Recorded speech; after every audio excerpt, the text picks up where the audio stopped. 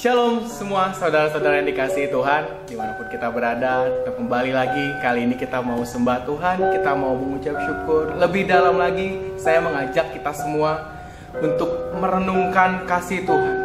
Kita mau ucapkan terima kasih dari dalam lubuk hati kita, dari seluruh hidup kita, lewat lagu-lagu penyembahan ini.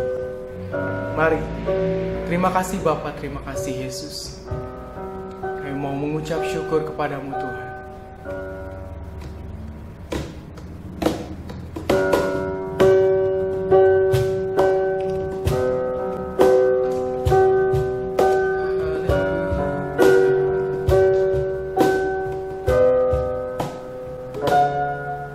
Kau yang mengajakku untuk meletakkan, Kau yang mengajakku untuk beriman, mengajarku untuk terbang, mengajar berperang. Kau curahkan semua isi hatimu. Di kejatuhan Kau selalu sertaku, di dalam lawatan Kau menjaminku. Kau tenggelamkan aku dalam sungai cintamu. Seluruh hidupku ingin menyatakan terima kasih buat setiap kesempatan. Terima kasih untuk panggilanmu. Terima kasih bagimu yang selalu memegangku, mendidik dan menguji hidupku. Terima kasih buat keluargaku. Terima kasih mimpi telah jadi nyata. Besar anugerah cintamu di setiap nafasku, dan seluruh sel di dalam hidupku berterima kasih.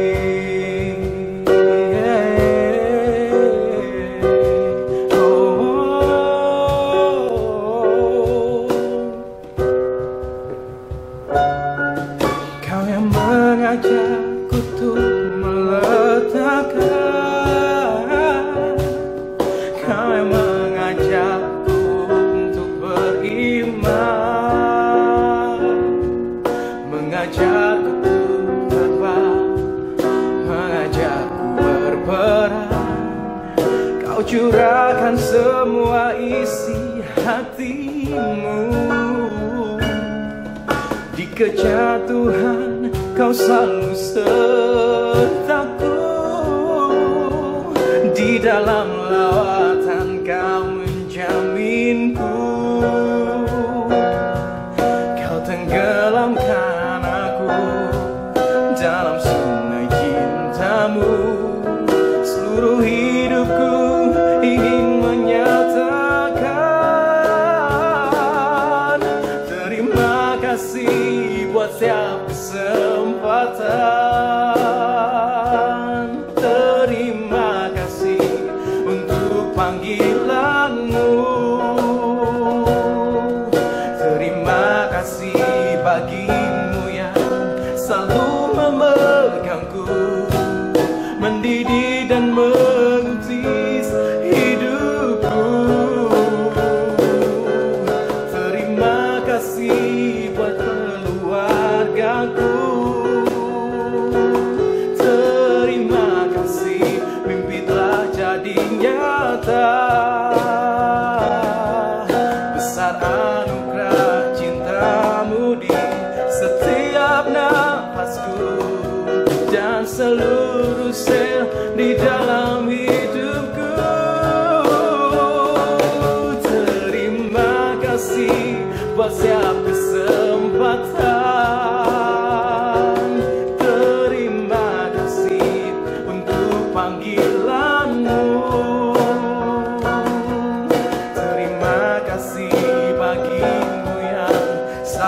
memegangku, mendidik dan melukis hidupku.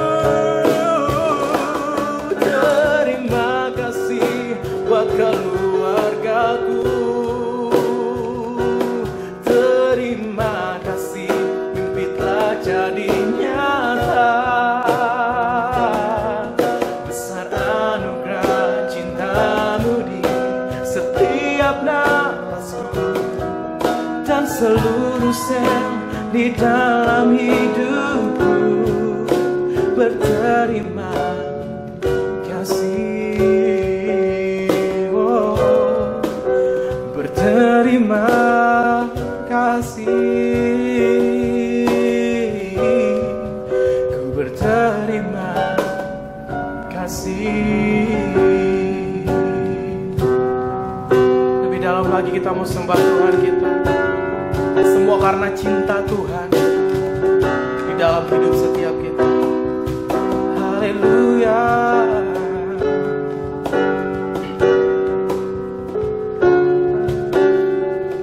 Seiring ku jalani hidup ini, ku sadar semua karena anugerah-Mu Tuhan. Ajarku cintai didikan-Mu, buktikan karya-Mu di hidupku. Hati ini, jiwa ini merindukan-Mu. Hasrat ini, gelora ini, inginkan cinta-Mu. Jangan biarkan ku berpaling, jangan lepaskan hidupku.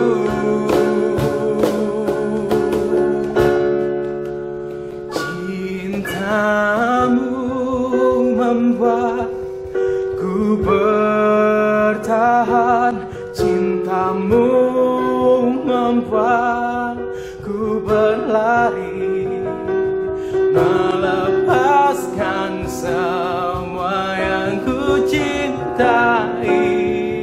Kasih-Mu puaskan hidupku.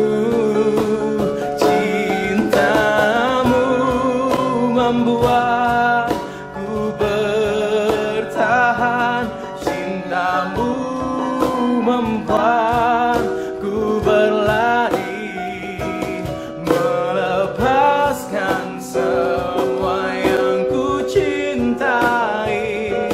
Kasih-Mu puaskan rinduku.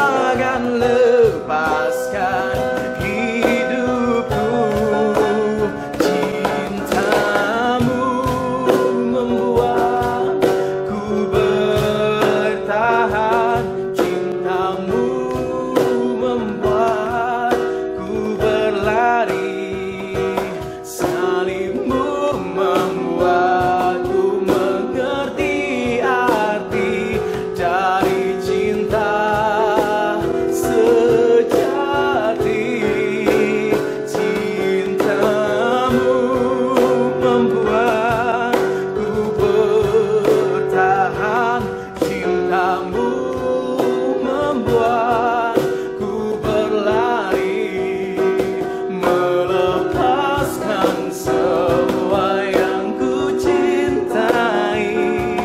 Kasih-Mu puaskan rinduku. Oh, hati ini, jiwa ini merindukanmu. Hasrat ini, gelora ini, inginkan hati ini, jiwa ini merindukanmu. Hasrat ini, gelora ini, inginkan cintamu. Jangan biarkan ku berpaling, jangan lepaskan hidupku. Cintamu membuatku bertahan, cintamu membuatku berlari. Salib-Mu membuatku mengerti arti dari cinta sejati. Cintamu membuatku bertahan, cintamu membuatku berlari, melepaskan semua yang ku cintai. Kasih-Mu puaskan rinduku. Cintamu membuatku bertahan, cintamu membuatku berlari. Salib-Mu membuatku mengerti arti dari cinta sejati.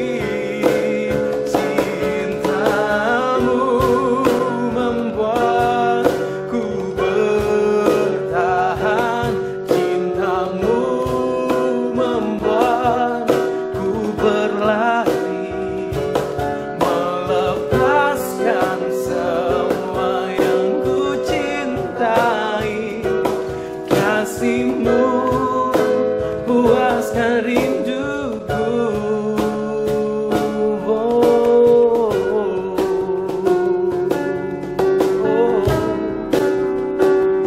Haleluya. Karena cinta-Mu Tuhan yang membuatku bertahan. Terima kasih Yesus, terima kasih. Oh, haleluya. Karena cinta-Mu, karena kasih-Mu, karena karya-Mu untuk hidupku. Haleluya. Oh.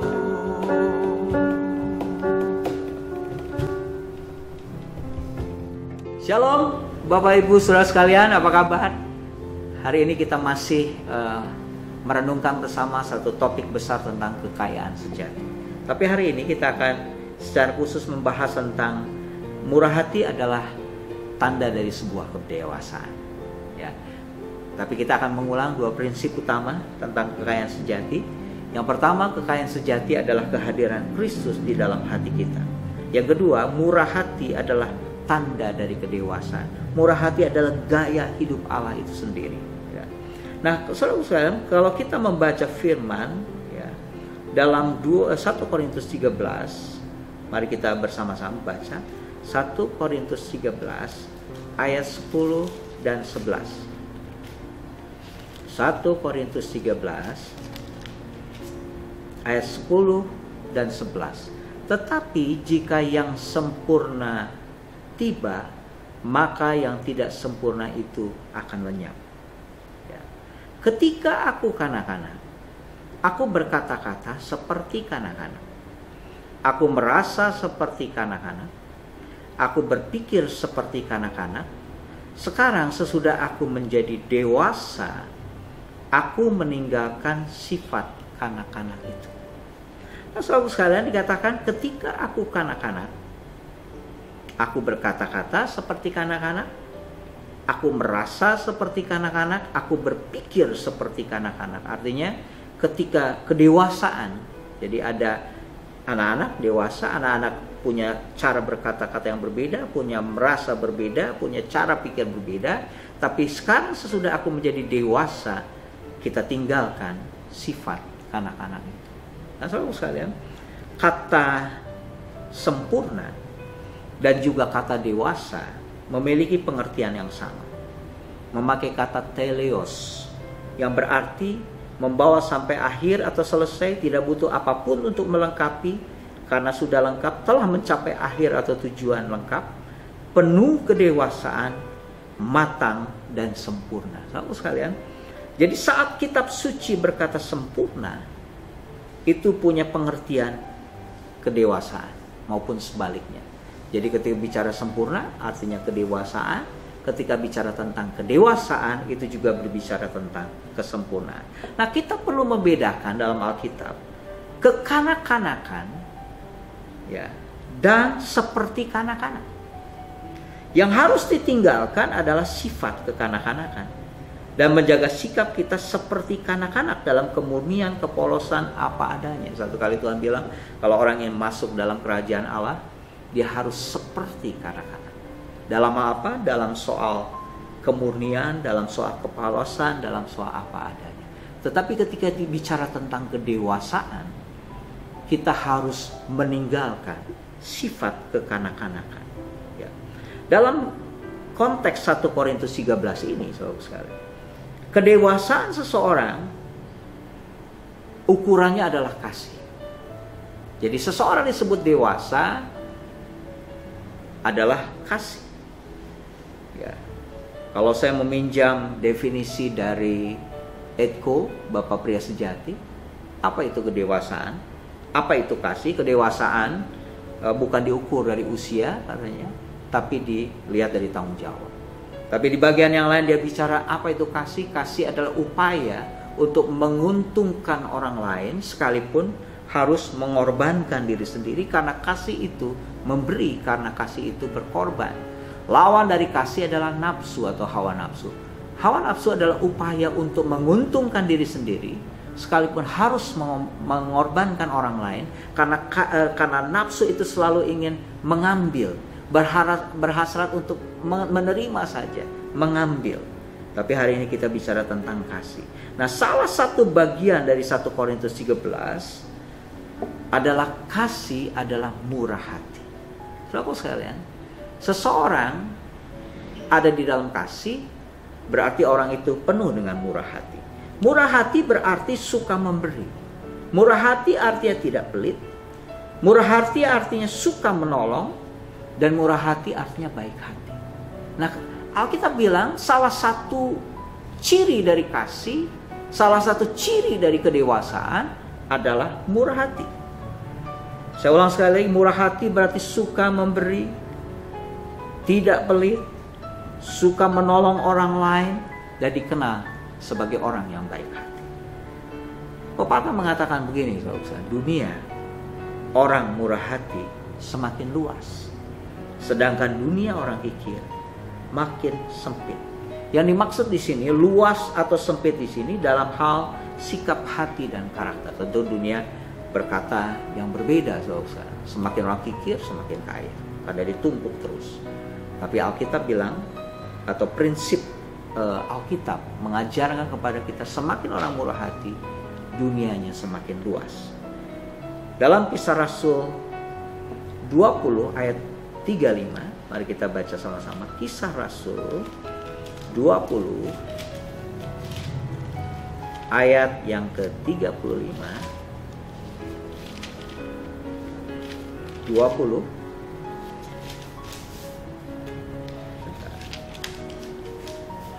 Ayat yang ke-35. Mari kita baca bersama-sama. Dalam segala sesuatu telah kuberikan contoh kepada kamu, Paulus berkata, bahwa dengan bekerja demikian kita harus membantu orang-orang yang lemah dan harus mengingat perkataan Tuhan kita Yesus Kristus, sebab ia sendiri telah mengatakan, baca sama-sama, adalah lebih berharga, apa katanya? Memberi daripada menerima. Ulang lagi, adalah lebih berbahagia memberi daripada menerima. Pertanyaan perenungan buat kita. Mari kita ulang kembali prinsip tentang kekayaan sejati. Saya masih ingat apa? Kekayaan sejati adalah kehadiran Kristus di dalam hati kita. Yang kedua, murah hati adalah tanda kedewasaan. Murah hati adalah gaya hidup Allah sendiri. Karena Allah adalah Allah yang memberi. Ya. Yohanes 3 ayat 16. Saudara masih ingat? Karena begitu besar kasih Allah akan dunia ini, sehingga ia memberikan, dia mengaruniakan. Kasih selalu bicara memberi. Anak yang tunggal, supaya barang siapa yang percaya kepadanya tidak binasa, melainkan beroleh hidup yang kekal. Nah, apa bedanya seperti kanak-kanak dan kekanak-kanakan? Seperti kanak-kanak, childlike. Kalau kekanak-kanakan, childish. Nah, menurut saudara apa perbedaannya? Kekanak-kanakan dengan seperti kanak-kanak. Mari kita sharingkan dan mari kita buat komitmen untuk kita menjadi dewasa. Murah hati adalah tanda kedewasaan. Murah hati adalah tanda gaya hidup Allah sendiri. Tuhan memberkati. Mari kita berdoa bersama. Bapa, terima kasih hari ini kami belajar sekali lagi bahwa Tuhan ingin kami punya sifat murah hati. Tuhan ingin supaya kami bertumbuh dalam kedewasaan, karena murah hati adalah ciri dari kedewasaan.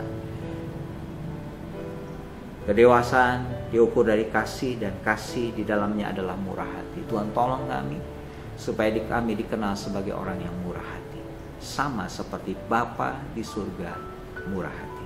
Terima kasih Tuhan. Dalam nama Tuhan Yesus kami bersyukur. Haleluya. Amin.